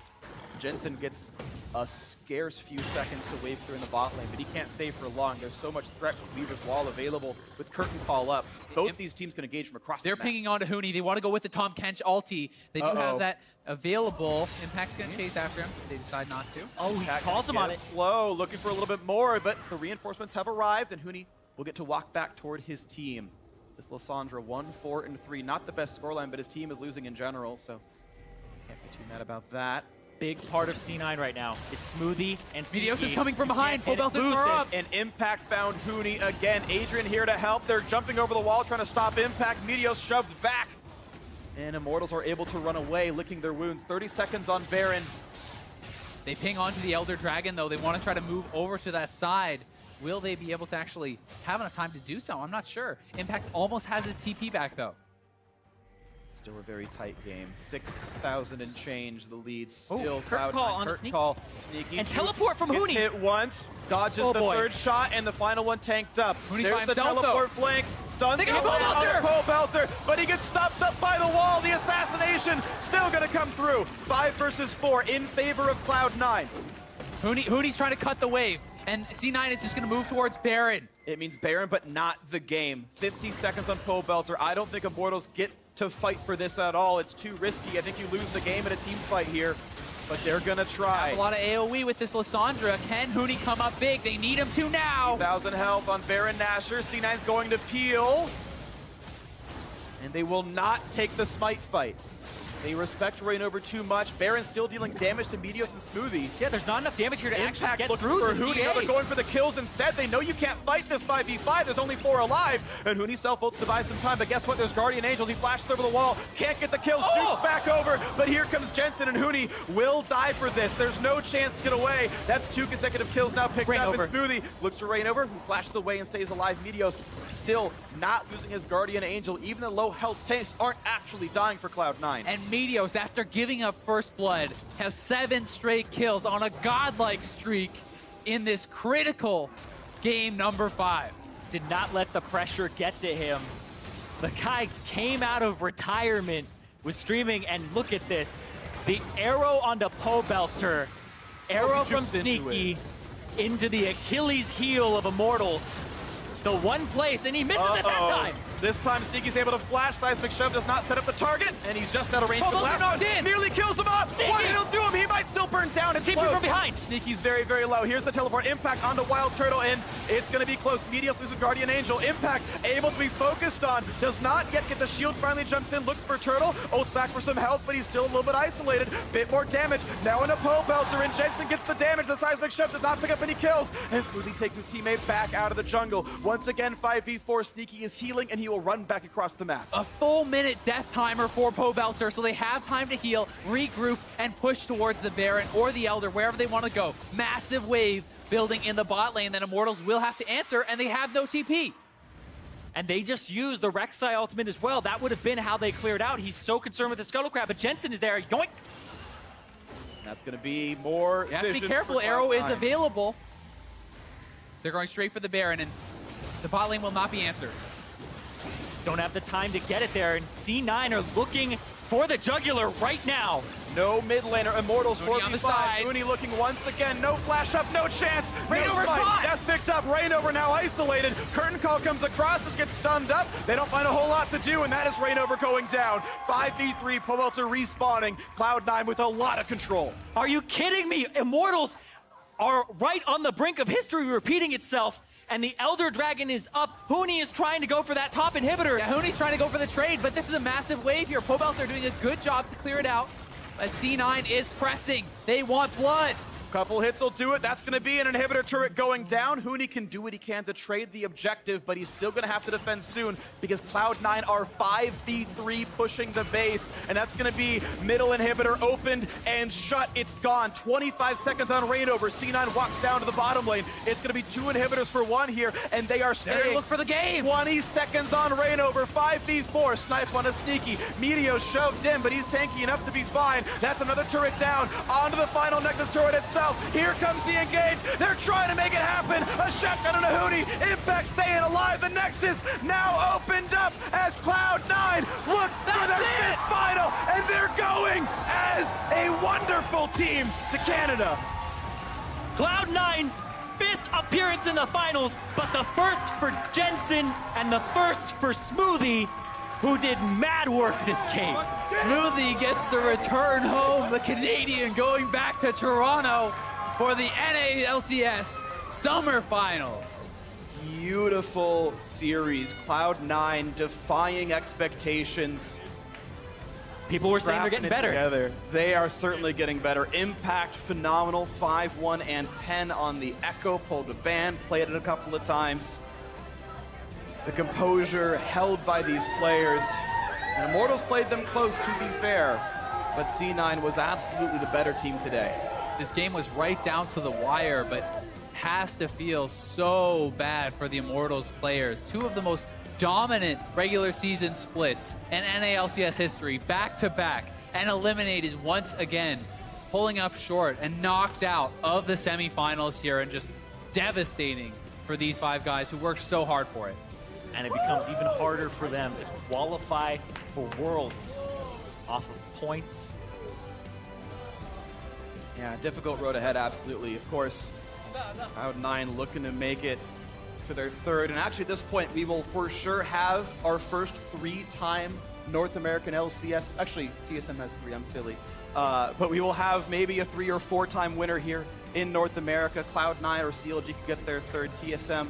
TSM don't have a banner for it. Yeah, we took down the Spring Split 2013 banner, so I got confused looking backwards. But of course, a heartbreaker for Immortals. And this has to be devastating because that top lane as well. Impact played to the win condition every single time. The pressure he put onto Wild Turtle in this game, the Gangplank performances that he had, the Gnar performances, Impact was on point today.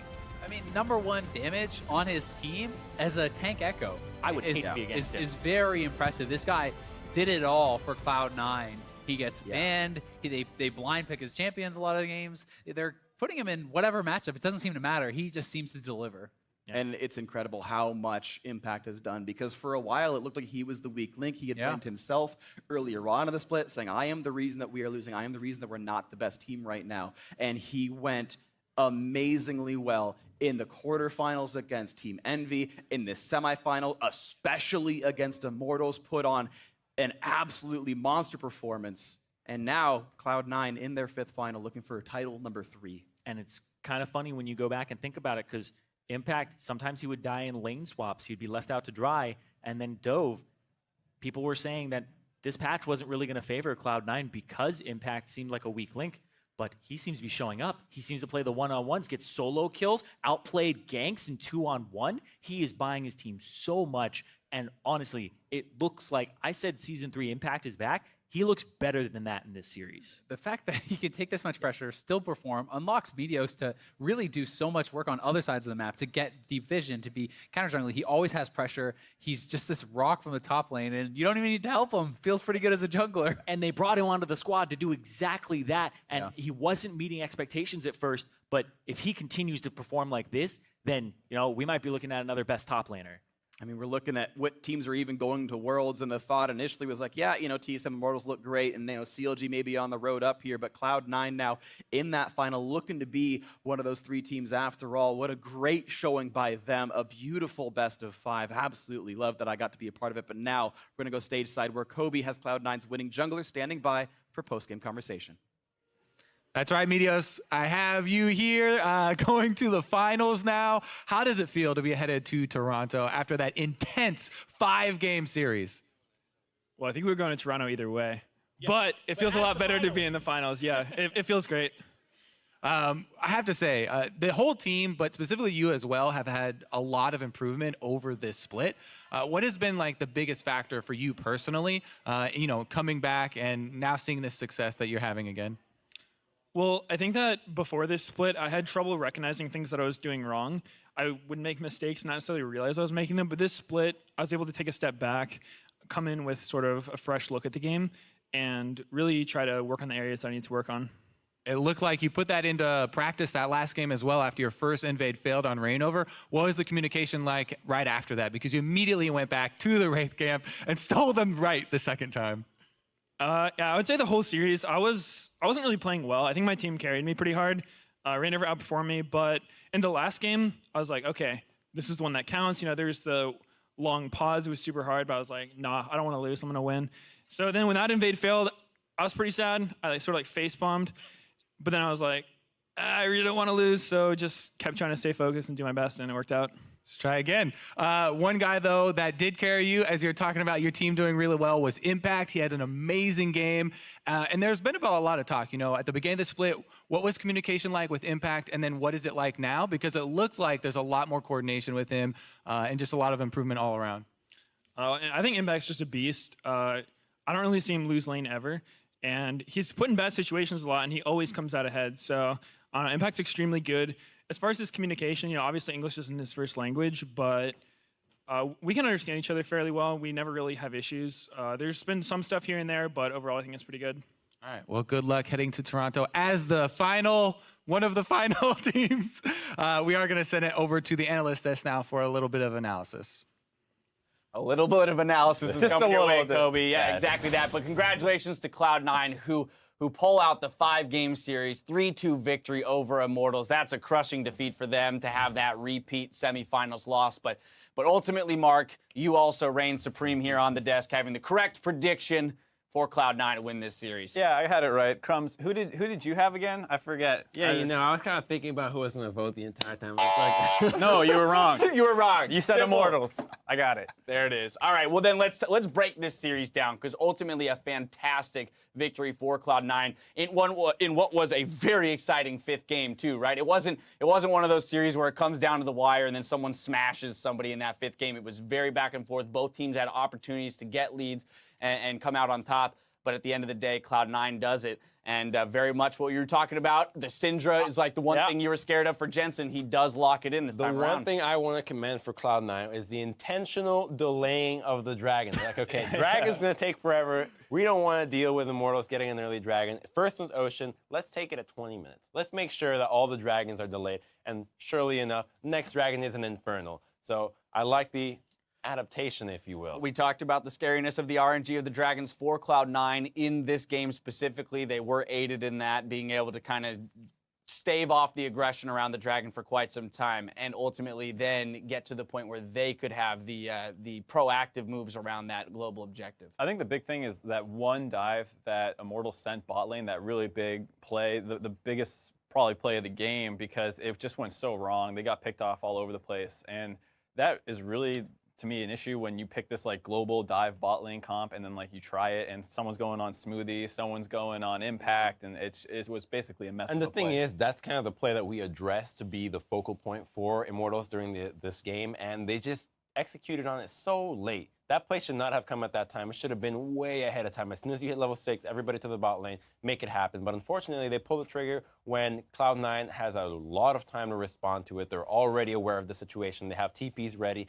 The proper preparations aren't checked, and because the coordination isn't there, they also split up from the fight, making it so horrendous that it turns into a Baron. An aggressive move, but didn't do the homework to make sure that it would be executed on 100%. Now, before we continue here on the desk, Kobe has another interview prepped, this time with Wild Turtle, so let's hand it off.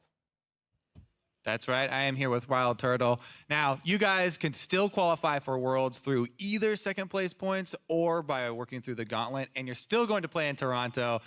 So how is the team going to refocus kind of after this? Because there's still a lot of work to do. Yeah, we're just gonna think about the future right now. Like, we're pretty crushed by the loss. Like, we didn't expect to lose here, and I think Cloud9 just played the better game today, and we just didn't play as well as we should have. And I feel like, yeah, I don't know. It's just really sad that we lost here. Yeah, it is unfortunate. Obviously not the outcome you wanted, but also about, the changes with the patch. How do you feel about the first turret gold and how it's really affected bottom lane? I think it's made the game a little bit more interesting, and like the first turret is worth a lot more gold, so it means like people are gonna have to contest a lot more and gonna play through bottom a lot more, and I think it's really fun to play right now. All right, well, good luck moving forward, Turtle. Do you have anything you want to say to your fans and to all the citizens of Toronto that you're about to go visit? All right, I see you guys in Toronto, but I'm not playing for first, unfortunately. All right, well, thank you once again, and we're going to send it back to the analysis. Thank you very much, Kobe, one last time. Getting to hear from Wild Turtle on the Immortals loss. I know it's a tough one, but first of all, a lot of respect to him for taking the time to talk to us after a stinging loss like that. Kobe did mention the fact that still very much alive when it comes to that race for Worlds seeding. So it's not as though this spells the end of Immortals' journey. And I guess I'll use this opportunity to let's talk about Immortals before we refocus on Cloud9 and what we would like to see out of Immortals as they do make that push for maybe the second or third seed for North America at Worlds. I think a problem with Immortals so far is that since they're so bloody, that kind of is an instinctual way of playing the game where you just kind of get a feeling for it and you just keep going for all these sorts of kills and skirmishes that happen around the map. But it seems that they're struggling with sticking to a game plan. When it comes down to here's a composition, here's what you have to do with the composition exactly, here are your power spikes, your windows of opportunity that are built into the comps, not just happen because you killed your solo laner, that they don't seem to know exactly how to pull these off. So I think that what they need is just a little bit more composure and pre-game planning that they can have an outline for their games as opposed to just go in there and rough it out. Yeah, I would definitely agree with that. I think it's tough to be like, oh, they play so fast all the time, and then you reach playoffs, and people just start playing slower. They don't make the same mistakes. The prep is way more intense in terms of like what you're expecting. Right. And just your overall mindset to the game is very different, and I think that can hurt teams that capitalize on mistakes as well as Immortals does versus, I don't want to speak too soon, but TSM in the regular season often had these like man advantages that they created through pressure and rotations versus man advantages through just solo kills and things like that. So I think moving forward, they have to get more along the lines of having a really distinct game plan and following that versus winning some fights. And I think it kind of showed itself, particularly here in Game 5, that it seems as though a lot of Immortals' game plan, for example, is that when things aren't going their way, it becomes very much throw everyone into all three lanes, push the, the reason why they have so much minion pressure all the time is because they're always in the side lanes pushing, but it feels like that seems to be now maybe one of their only tactics in terms of spreading out the map and actually creating those 2v2s, 3v3s, and whatnot. To be fair, I think Cloud9 did not manage the waves very well throughout the entire series. They usually lacked the actual pressure first, even though they had winning matchups. But as you mentioned, Immortals was there to the waves first. They did almost always have three people farming a lot of times, and that's why they're able to keep up the pressure and kind of control the tempo regardless of the gold differential. I mean, we saw like 7K behind, and they're still able to defend the Baron, which should not happen at that point. But, I mean, the cohesion that is necessary for not just to have pressure, but to look for an actual plan to, hey, we're 7K down, but we have to take this fight right now. How are we going to pull it off? We see TPs in odd places. We don't see the coordination that's necessary to attack from multiple angles at a time. And just communication and kind of, I guess, being in a position where you're behind is not something that they're very much used to. So this should be a good thing for them. And I think another thing, too, is potentially their drafts. I think they're always a team that has been a little loose on the drafts where they get away with some things that they really shouldn't be able to. And especially in their prep, when we heard last split that they played like 1 million games of Lucian top and they didn't really branch out a ton in preparation. I wonder, I don't want to say this is like the truth and what happened, but they seem to get crushed with that Rumble ban. As soon as that Rumble ban came through, Huni really seemed to not have an impact until he got on his GP game. And then after that, once again, the other champions didn't seem to be working that well. Lissandra basically just got bullied by Impact for a large portion of that game. Sure, he had some pressure at different points, but he didn't get anything done that was very notable. And on the other hand, like Impact was basically soloing out Wild Turtle every fight and drawing a ton of focus. Well, they've got a week to kind of shore up those weaknesses and play in that third, fourth matchup. Of course, we don't know who they'll be playing yet, as TSM and CLG have to play tomorrow. I now want to refocus on C9. While Immortals did have the wave control, for example, they did not have control of the fights, and we saw that very early. Well, not very early on. We saw that kind of through the mid game. 23 minutes into the game, 4-0 for Cloud9 here near the Drake, starting in the blue. Jungle in the bot lane, moving towards the Drake. And Cloud9 this entire game has had such good vision in the bot side, and this is just so forced. You're immediately tanking turret aggro, and they're not coordinated because you see Lissandra's going to TP down here, but she's going to go onto Meteos instead, where the focus should be everybody on Smoothie, and they just don't go for the actual right target. And you have Impact in the backline. Just Wild Turtle can't deal with this. You cannot fight. Jhin cannot deal with Echo pretty much any stage of the game, and he just does such a wonderful job of making sure that the backline is zoned out. And if you're any character and you've soloed out the mid laner and AD carry, you pretty much did your job phenomenally. Right, I think this was what we were talking about as like the kind of back-breaking play where it was pretty telegraphed. They were already in movement, C9 to catch it, and then once it started, Immortals was all over the place where they're kind of chasing Smoothie, they're not peeling back for Turtle, he's getting caught off on the side. It was just kind of a disaster of a play. Right, but it is one of those plays that maybe 8, 9 out of 10 times for Immortals will be successful most of the time because they're just doing it so quickly and before C9 can, or the opposing team can get into position. Here, though, C9 is prepared for it. As you mentioned, it was telegraphed. Smoothie's in position to keep Sneaky safe. The focus isn't there from Immortals. Ultimately, a one fight for C9. They're going to pick Dragons after that and push their lead forward. See, one of the things I would have liked to see that is a bit of a tougher play to make, and we were talking about it on the desk earlier, is since you have the Rek'Sai and you have the Lissandra, you have such a good way of TPing down to the bot side of the map. You can force something in the top side, make sure that Cloud9 reacts, and immediately use your globals, go bottom, force a play down there, and you have an easy numbers advantage without the chance of actually any counterplay. And that's an easy way of breaking a kind of the defense that Cloud9 had mounted because they did a really good job of making sure that the entire river is warded. I mean, at some point, I think they had like seven wards in the bot lane. And a scuttle crab. Literally river, just to make sure that nobody's going down there. Right. So they were very aware that that was the game plan from Immortals, and maybe Immortals wasn't aware that that was their own plan. Yeah, one can only assume, right? All right, but that brings us to this 29-minute replay that we have. 4-for-1 for Cloud9 in the top lane. Another big one. This was once again off of Immortals' aggression here, looking for the fight, but Cloud9 will win it. You see Smoothie very aware what his job is. He's desperate to get over to one of his carries. He's able to flash onto Sneaky, spit him back out. And then this is what we're talking about, where the backline of C9 is relatively healthy, while Impact is just soloing out Immortals backline. And so Turtle, man, is just, he's got no options. There's no one peeling for him. It's just an echo on your face and no one cares. I mean, they were able to get the Syndra, but the thing about Syndra, she's almost always willing to trade her damage right back, and because the no self-ult from Huni, I think he dropped his combo on him, and then the one that he does ult in Sneaky just gets pulled away, and it was just another fight where they didn't seem to have like everything layer properly. Instead of a self-ult from Huni to stall out that back line and then get more combos out. You know, the crazy thing is, if they had just focused Impact, they probably would have been able to just trade away a kill and slowly crawl back into the game. Constantly killing the guy that's solo diving in your backline 1v3 is a pretty easy target when you have so much TC to layer between Liz, Jhin, and Rek'Sai. All right, well, now it's time to crown the North American LCS Player of the Series. And after that last game, Irene said Impact looked better today than during his Season 3 championship run. Now, the honor is going to belong to him. We can debate that statement, but he is picking up Player of the Series honors here. It's important to note, though, that, at times throughout this series, all of the players on C9 did step up in ways, but Impact here in the games that they won definitely shined. And he got so many advantages on his own in the top lane. Whether it was a winning matchup or a losing matchup, absorbing pressure, creating advantages on his own, getting TP advantages, getting just so much on the map. While his TP plays weren't really the best, the fact that he was able to just put so much pressure on the map and kind of distract Immortals and throw them off their game, because usually they just say, all right, snowball top, win the game. Okay, you can't snowball onto this guy. Well, I think the thing is, like, the way that Huni Rainover generally worked was through snowballing a topside matchup or something. The fact that they never really got that going throughout this entire series was a big problem, I think, because that's just kind of how they're used to Huni having pressure and being able to do whatever he wants. And the one Riven game where that happened,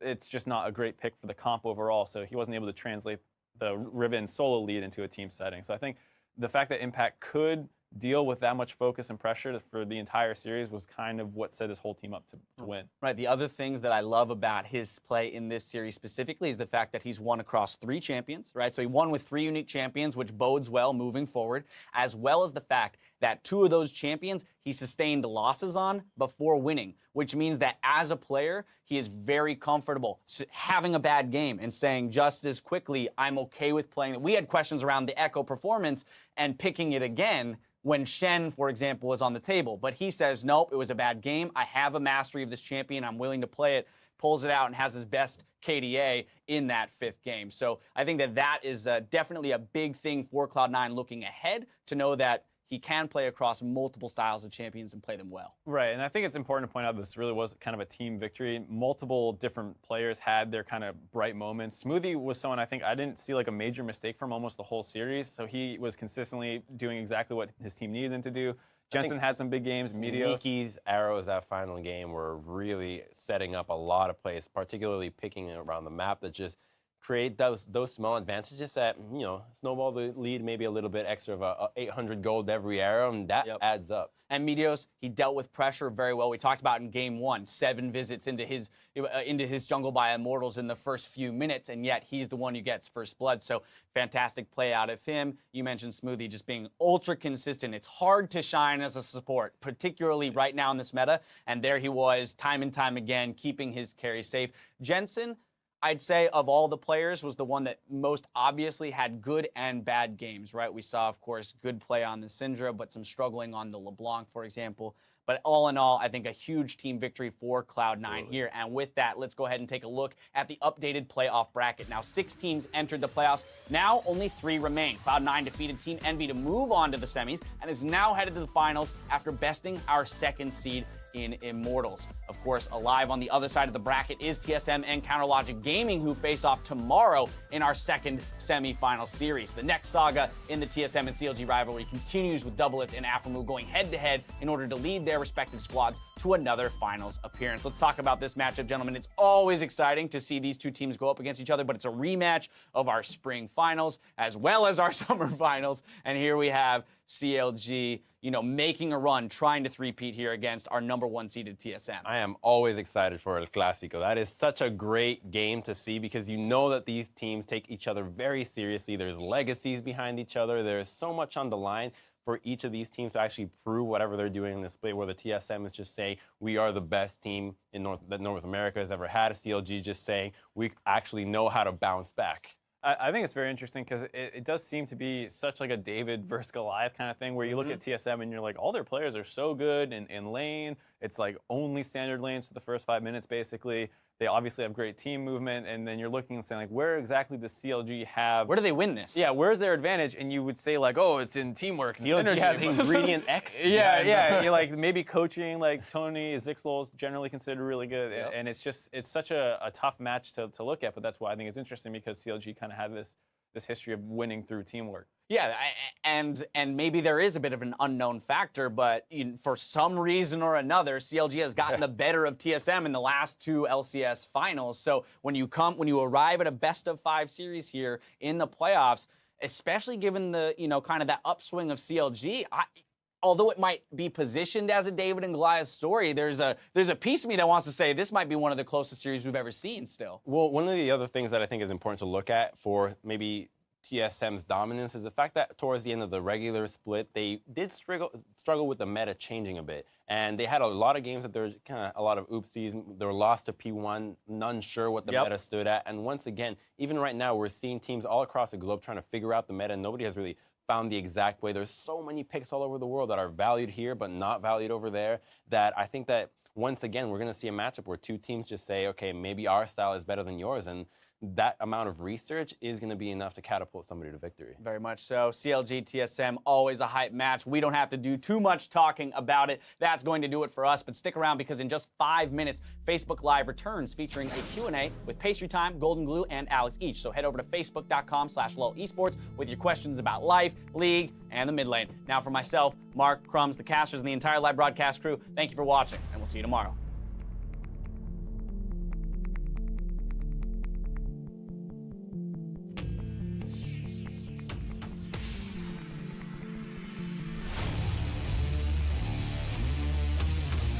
been waiting all week for the semifinals to start, and finally they're here. The teams are ready to go. The players are ready to watch it. And here we go. Game 1 of the semifinals. Not a chain slow yet, but there's the collapse. There's the first blood, and Cloud9 get the first kill of the semifinals. Ooh, Cocoon lands on Meteos. That's going to be dead Rek'Sai. Jensen's going to be next.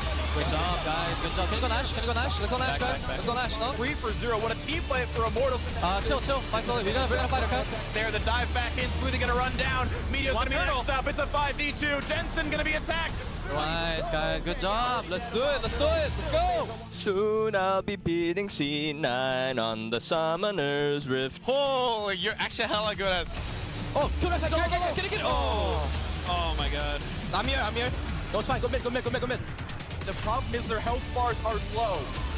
Saber ulti. Here's the crit comes in for Turtle, the trade kill. I don't think it even matters. The next is South now under fire, running out of health, and there's no chance to defend it. Cloud9 gets the win, and they tie the series. What was Huni thinking there? And lands 1 auto, lands 2 autos, 1 more will kill him, gets the boomerang. A beautiful solo kill for Impact. Are you kidding me, this guy?